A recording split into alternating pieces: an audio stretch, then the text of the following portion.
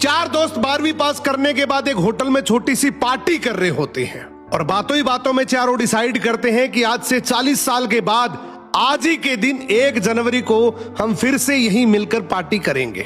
और हाँ, जो सबसे आखिर में आएगा सबका बिल वही पे करेगा। होटल का वेटर भी ये सब देख रहा था। कहने लगा 40 साल बाद अगर मैं भी यहीं रहा तो आपकी ये पार्टी जरूर देखूंगा। ठीक 40 साल बाद पहला दोस्त होटल पहुंचता है तो देखता है वो होटल अब 5 स्टार बन चुका है। अब वहां पर सब कुछ बदल चुका है। तो एक शख्स उसे पहचान जाता है और कहता है सर बैठिए, मैं आपको पहचान गया, मैं वही वेटर हूं जो अब इस होटल का मालिक बन चुका हूं। वो कहता है क्या बात है। इतने में दूसरा दोस्त आ जाता है। दोनों की बातचीत शुरू होती है कि बिजनेस ग्रो कर गया, सब कुछ अच्छा चल रहा है। दोनों अपनी अपनी बातें शेयर कर ही रहे होते हैं कि तीसरा दोस्त भी पहुंच जाता है, लेकिन चौथा दोस्त अब भी नहीं आया। तो जो सेठ होता है वो कहता है आप ऑर्डर कीजिए, मेन्यू में खाना वगैरह सेलेक्ट कीजिए, इतने में आपका दोस्त भी आ जाएगा। अब खाना भी लग गया। वेट करते करते काफी देर हो गई।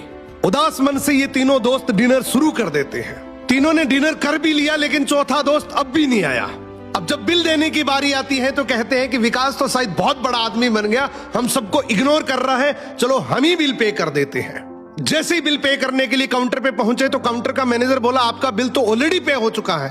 अब तीनों अपने चौथे दोस्त के ना आने की शिकायत करते करते होटल से बाहर निकले ही थे कि तभी एक सरकारी गाड़ी वहां आकर रुकती है।